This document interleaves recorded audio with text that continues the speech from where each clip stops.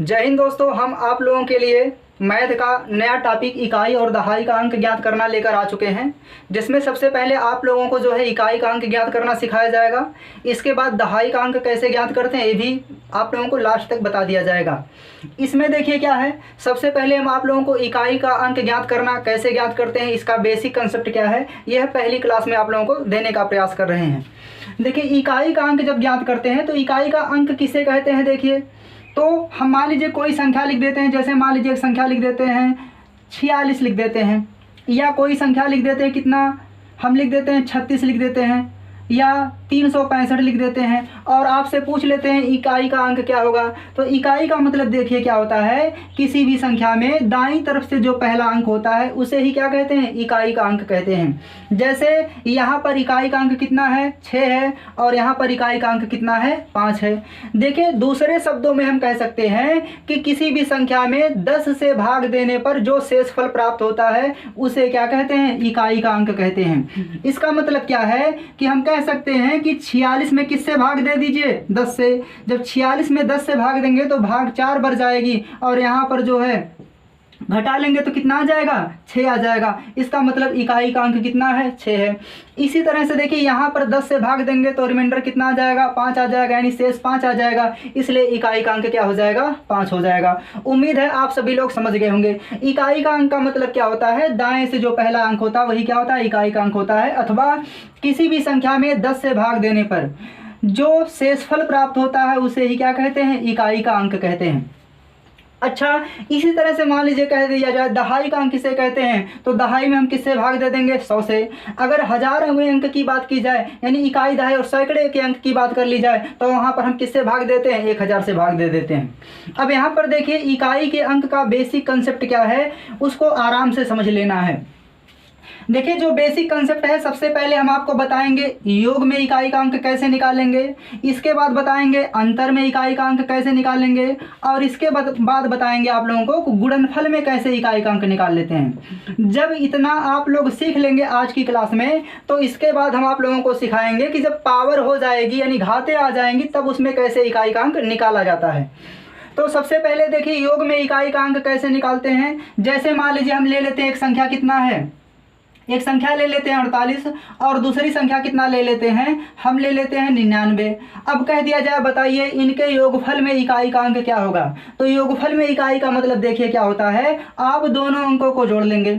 जब दोनों अंकों को जोड़ेंगे तो इकाई के अंकों को जोड़ना होता है, तो 8 9 कितना हो जाएगा, 17। इसके बाद दहाई के अंकों को जोड़ेंगे तो 9 4 13 कितना हो जाएगा, 14 हो जाएगा। एक बार फिर से जोड़ देते हैं, 9 8 17 7 हो जाएगा, 9 4 13 कितना हो जाएगा, 14 हो जाएगा। तो ऐसी स्थिति में इकाई का अंक कितना हो जाएगा, 7 हो जाएगा। अब इसी तरह से मान लीजिए एक दूसरा एग्जांपल हम ले लेते हैं, 100 कितना, 100 ले लेते हैं 64, और दूसरी संख्या ले लेते हैं कितना, 100 मतलब 1005 ले लेते हैं, और कह देते हैं बताइए इसमें इकाई का अंक क्या होगा। तो इकाई का अंक देखिए, इसका मतलब क्या है कि आप इसको इसमें जोड़ेंगे तो 5 4 कितना हो जाएगा, 9 हो जाएगा। फिर 6 में 0 जोड़ेंगे तो कितना आएगा, 6 आएगा, और इसके बाद 1 0 जोड़ेंगे तो 1 आएगा, और कितना बचेगा, 1 बचेगा। तो हम देख क्या रहे हैं कि यहाँ पर भी इकाई का अंक कितना आएगा, 9 आएगा। यानी हम कह सकते हैं कि अगर संख्याएं बहुत बड़ी बड़ी हैं तो हम इकाई का अंक निकालने के लिए हम केवल इकाई के अंकों को जोड़ देते हैं, तब भी तो हमें इकाई का अंक मिल जाता है। इसका मतलब क्या है कि जब इकाई का अंक योगफल में पूछा जाएगा तो आप लोग दहाई और उसके बाद वाली सभी संख्याओं को क्या करेंगे, छोड़ देंगे। मतलब हमें केवल इकाई की संख्याओं पर ही ध्यान देना होता है। जैसे 4 और 5 जोड़ेंगे तो इकाई का अंक कितना आ जाएगा, 9 आ जाएगा। इसी तरह से देखिए, अगर हम इसमें इकाई का अंक निकालेंगे तो 8 9 कितना आएगा, 17 आ जाएगा, और 17 में इकाई का अंक कितना आ रहा है, 7 आ रहा है। तो हम जो है शेष संख्याओं को जोड़कर समय को बर्बाद नहीं करेंगे। एक और बहुत बड़ा सा एग्जांपल ले लेते हैं। जैसे मान लीजिए हम लिख देते हैं 80 90 63 लिख देते हैं, और प्लस लिख देते हैं 999 लिख देते हैं, और प्लस लिख देते हैं 165 लिख देते हैं, और यहाँ पर पूछ लेते हैं बताइए इकाई का अंक क्या होगा। तो यहाँ पर देखिए क्या है, क्या बताए हैं कि जब हमें इकाई का अंक निकालना होगा तो हम केवल इकाई के अंकों पर ही ध्यान देंगे। तो यहाँ पर इकाई के अंक कितने हैं, 3 है, 9 है, और कितना है, 15 है। अब यहाँ पर देखिए 3 में 9 जोड़ लीजिए तो 9 3 कितना हो जाएगा, 12, और 12 में 5 जोड़ेंगे तो कितना आएगा, 17 हो जाएगा। लेकिन समझना क्या, अब देखिए 17 में इकाई का अंक कितना है, 7 है। यहाँ देखिए हमें शॉर्टकट में भी धीरे धीरे शॉर्टकट बना लेना है। जब हम कह रहे हैं कि 3 में 9 जोड़ेंगे 12 होगा और 12 में 5 जोड़ेंगे तो कितना हो जाएगा, 17 हो जाएगा और इकाई का अंक 7 आएगा। तो क्या हम ऐसे कह सकते हैं कि जब 9 में 3 जोड़ रहे हैं तो कितना आ रहा, 12। तो हम 12 में देखिए क्या करेंगे, केवल 2 ले लें। केवल कितना ले लें, 2 ले लें और 1 को क्या कर दें, छोड़ दें। अब 2 को 5 में जोड़ लेंगे तो कितना हो जाएगा, 7 हो जाएगा। तब भी इकाई का अंक कितना आ जाएगा, 7 आ जाएगा। यानी अगर हम बड़ी बड़ी संख्याओं को जोड़ रहे हैं और जोड़ने के बाद संख्याएं बड़ी हो जा रही हैं तो ऐसी स्थिति में हम दहाई, सैकड़ा आदि के अंकों को छोड़ करके केवल किस पर ध्यान देंगे, इकाई के अंकों पर ध्यान देंगे। जैसे मान लीजिए एक और बड़ा सा एग्जाम्पल ले लेते हैं जिसमें संख्याएं बहुत बड़ी बड़ी आ जाएं। जैसे मान लीजिए हमने ले लिए हैं 998 प्लस कितना ले लेते हैं, 99 ले लेते हैं, प्लस ले लेते हैं 1 6 4 5 3 8 ले लेते हैं और इसके बाद कितना ले लेते हैं, 5 ले लेते हैं, जो है 7 ले लेते हैं। अब यहाँ पर कह दिया जाए इकाई का अंक क्या होगा। तो ऐसी स्थिति में देखिए क्या करना है, जब आप इसको जोड़ेंगे तो 8 और 9 कितना हो जाएगा, 17। तो देखिए क्या बताया गया कि आप 17 जब होगा तो 17 में 17 लेंगे तब भी इकाई का अंक वही आएगा जो 7 लेने पर आएगा।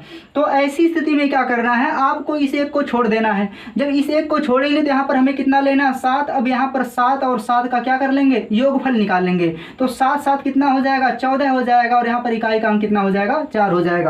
तो उम्मीद है आप सभी लोग जो है योगफल में इकाई के अंकों को आराम से निकाल ले जाएंगे। अब देखिए अंतर में इकाई का अंक कैसे निकालेंगे।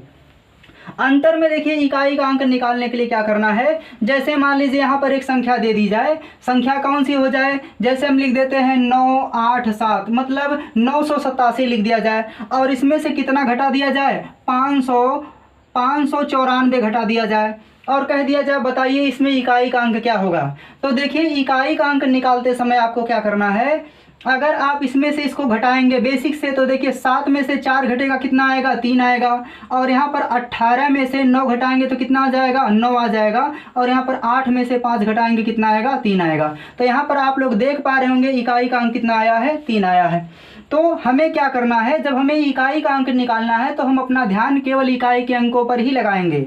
यानी यहाँ से क्या ले लेंगे, 7 ले लेंगे और यहाँ से कितना ले लेंगे, 4 ले लेंगे। अब 7 में से 4 घटाएंगे तो कितना आ जाएगा, 3 आ जाएगा। इसलिए इकाई का अंक निकालते समय देखिए क्या करना है, हमें इसके पहले वाले अंकों को छोड़ देना है। यानी 7 में से 4 घटा लेंगे तो कितना आ जाएगा, 3 आ जाएगा और यही हमारा इकाई का क्या हो जाएगा, अंक हो जाएगा। एक और एग्जाम्पल ले लेते हैं, जैसे मान लीजिए हम ले लेते हैं कितना, 9 8 5 और इसके पहले 1 लिख लेते हैं और यहाँ पर कितना लिख लेते हैं, हम ले लेते हैं 2 6 3 ले लेते हैं और कह देते हैं बताइए इसके इकाई का अंक क्या होगा। तो आप लोग क्या करेंगे, यहाँ से 5 लेंगे और यहाँ से कितना लेंगे, 3 लेंगे। अब 5 में से 3 घटा दीजिए कितना आ जाएगा, 2, यानी हमारा इकाई का अंक कितना आ जाएगा, 2 आ जाएगा। लेकिन अब यहाँ पर देखिए अगर मान लीजिए यहाँ का इकाई अंक क्या हो जाए, छोटा हो जाए और यहाँ का इकाई अंक क्या हो जाए, बड़ा हो जाए, तब क्या करना होगा। तो देखिए जब यहाँ का इकाई अंक छोटा हो जाएगा, यहाँ का इकाई अंक बड़ा हो जाएगा, तब कैसे करेंगे। जैसे मान लीजिए हम एक संख्या ले लेते हैं कितना, 26 और इसमें से कितना घटा देना है, इसमें से घटाना है कितना, मान लीजिए हम ले लेते हैं 18। अब यहाँ पर देखिए इस तरह से सोचेंगे कि इसका इकाई अंक हम कितना ले लेंगे, 6 और इसका इकाई अंक कितना ले लेंगे, 8। अब 6 में से 8 घटाएंगे तो क्या घटेगा, नहीं घटेगा। ऐसी स्थिति में क्या करना है, जब यहाँ पर हम घटाएंगे तो देखिए एक तरीका तो ऐसा होता है कि आप क्या करेंगे, 6 में से 8 घटा लीजिए। जब 6 में से 8 घटाएंगे तो क्या आ जाएगा, माइनस कितना आएगा, 2। जब -2 आ जाएगा तो देखिए माइनस को प्लस में बदलने के लिए हमेशा क्या करेंगे, इसमें 10 जोड़ लेंगे। अब 10 क्यों जोड़ेंगे, आपको M2 तरीके से कन्फर्म पता चलेगा। देखिए जब आप 16 बना करके इसको घटाते हैं, मतलब 6 में से 8 घटाएंगे तो नहीं घटेगा, तो यहाँ से क्या लेते हैं, एक कैरी लेते हैं, मतलब उधार लेते हैं। अब कितना बनेगा, 16। अब बताओ जब 16 बना तो 6 में कितना जोड़ा गया, 10 जुड़ा है, तभी तो 16 बना। इसका मतलब जो -2 आया है इसमें आपको कितना जोड़ लेना है, 10। यानी अगर जो है ऐसी स्थिति में घटता नहीं है मान, तो आप क्या करेंगे, घटा लेंगे और घटाने के बाद जो मान माइनस में आएगा उसमें 10 जोड़ करके क्या बना लेंगे, धनात्मक बना लेंगे। तो इकाई का अंक बताइए कितना आ जाएगा, 8 आ जाएगा। ऐसे ही देखिए यहाँ पर अगर हम इसको जो है क्या कर लें, जो 6 लिखा गया है, 6 में से हम कितना घटाएं, 8। लेकिन क्या करना है, जब इसमें से यह नहीं घटेगा तो इसके पहले हमें अपने से कितना लगा लेना होता है, 1 लगा लेना होता है। अब ये कितना हो गया, 16 है। तो यह 1 अपने से नहीं लगा, ये 1 कहाँ से आया, इसका कैरी लेने से 1 आता है, तो ये बन गया 16। अब 16 में से 8 घटाएंगे तो कितना आ जाएगा, 8 आ जाएगा। इसके अलावा देखिए कुछ और एग्जाम्पल ले लेते हैं। जैसे मान लीजिए हम कितना ले लेते हैं, हम ले लेते हैं 2 3 1 ले लेते हैं, मतलब 231 ले लेते हैं। और हमें इसमें से कितना घटाना है, 2 1 और कितना घटा लेना है, 9 घटा लेना है। अब बताइए यहाँ पर इकाई का अंक क्या होगा। तो यहाँ पर देखिए इकाई का अंक निकालने के लिए क्या बताया गया था कि आप 1 में से इसको घटा लीजिए। जब 1 में से इसको घटाएंगे तो हो जाएगा 1 माइनस कितना, 9, घटाएंगे तो -8 आ जाएगा। अब क्या बताया गया था कि अगर कहीं पर इकाई का अंक निकालते समय यहाँ पर माइनस में मान आता है तो माइनस को प्लस में बदलने के लिए कितना जोड़ लेते हैं, 10। तो जब इसमें 10 जोड़ेंगे तो कितना आ जाएगा, 2 आ जाएगा, यानी इकाई का अंक कितना होगा, 2। अब अगर हम दूसरे तरीके से सोचते हैं तो देखिए जब 1 में से 9 घटाएंगे तो नहीं घटेगा, तो यह 1 किससे कैरी लेगा, 3 से। जब ये 3 से कैरी लेगा तो कितना बनेगा, 11। यानी हम कह सकते हैं कि ऐसी स्थिति में हम केवल 1 लिखेंगे और 1 के पहले जब घटने लायक ना हो तो तुरंत उसके पहले 1 लगा लेंगे और इसमें से कितना घटा लेंगे, 9। अब 11 में से 9 घटाएंगे तो कितना आ जाएगा, 2 आ जाएगा, यानी इकाई का अंक कितना हो जाएगा, 2 हो जाएगा। तो उम्मीद है आप सभी लोग योगफल में इकाई का अंक निकालना और अंतर में इकाई का अंक निकालना सीख गए होंगे। अब इसके बाद देखिए आपको पढ़ना क्या है, गुणनफल में इकाई का अंक कैसे निकालते हैं। तो देखिए गुणनफल में इकाई का अंक निकालना सबसे आसान होता है जब घातें ऊपर ना दी जाएं। अगर घातें ऊपर दे दी जाएंगी तब प्रश्न क्या हो जाएंगे, थोड़े कठिन हो जाएंगे। अब देखिए गुणनफल में इकाई का अंक निकालने के लिए क्या करना है। गुणनफल में इकाई का अंक निकालने के लिए जैसे मान लीजिए हम यहाँ संख्या को कितना लिख देते हैं, जैसे हम लिख देते हैं मान लीजिए कितना 24 और गुणे कितना लिख देते हैं 26 लिख देते हैं और कह देते हैं बताइए इकाई का अंक क्या होगा। तो आप लोग यहाँ पर गुणा करेंगे तो क्या हो जाएगा, 6 चौक कितना हो जाएगा 24 और 2 तिहाई कितना हो जाएगा 6। तो इकाई का अंक कितना आ जाएगा, 4 आ जाएगा। तो ऐसी स्थिति में इकाई का अंक निकालने के लिए देखिए क्या करना है, आप अगर जो है यहाँ पर इस 2 और इस 2 को छोड़ दिए होते तो 6 चौक कितना होता, 24 हो जाता। मतलब केवल 4 और 6 का गुणा करा लेते तो कितना होता, 24 होता। तो ऐसी स्थिति में हम कह सकते हैं कि यहाँ पर अगर इकाई का अंक गुणनफल में भी निकालना है तो हम केवल इकाई के अंकों का गुणा करा लेते हैं और गुणा कराने पर जो इकाई का अंक प्राप्त होता है वही हमारा इकाई का अंक हो जाता है। इसके बाद देखिए अगर मान लीजिए गुणनफल में जो है कहीं पर शून्य आ जाता है, शून्य का मतलब क्या है, जैसे मान लीजिए हम लिख देते हैं 25 गुणे कितना 31 गुणे कितना लिख देते हैं, यहाँ पर लिख देते हैं 40 और गुणे कितना लिख देते हैं, गुणे लिख देते हैं 352 लिख देते हैं और आपसे पूछ लेते हैं बताइए यहाँ पर इकाई का अंक क्या होगा। तो आप लोगों को पता है जैसे मान लीजिए हम कह दें 12 का 10 में गुणा करिए तो कितना आ जाएगा, 120 आ जाएगा। तो यहाँ पर इकाई का अंक कितना आया, 0। अगर मान लीजिए हम ऐसे कुछ कह दें कि बताओ 18 में 10 से गुणा करेंगे तो कितना आ जाएगा, 180 आ जाएगा। यहाँ पर भी इकाई का अंक क्या आ रहा है, 0 आ रहा है। मतलब अगर गुणा हो रहा है संख्याओं का और किसी भी एक संख्या में 0 है तो ऐसी स्थिति में गुणनफल के अंत में यानी जो इकाई का अंक होगा वह हमेशा क्या आ जाएगा, 0 आ जाएगा। यानी हम कह सकते हैं कि यदि गुणनफल में संख्याओं के गुणनफल में कहीं पर भी शून्य दिखाई दे रहा है तो इकाई का अंक हमेशा क्या आएगा, 0 आएगा। इस बात को आप लोग नोट कर लेंगे। इसके बाद देखिए अगला पॉइंट क्या हो सकता है, अगर मान लीजिए यहाँ पर 40 के स्थान पर हम कितना लिख देते हैं, 46 लिख देते हैं और कह देते हैं बताइए इसके गुणनफल में अब इकाई का अंक क्या होगा। तो आप लोग क्या करेंगे, अब यहाँ पर गुणा करेंगे। जब गुणा करेंगे तो देखिए यहाँ पर आप लोगों को क्या देखना कि क्या कहीं पर 5 है और क्या कोई सम संख्या है। तो यहाँ देखिए सम संख्याएं 2 हैं। अब आपको पता है कि 5 का किसी भी सम संख्या में गुणा करते हैं तो गुणनफल में हमेशा क्या आ जाता है, 0 आ जाता है दाईं तरफ।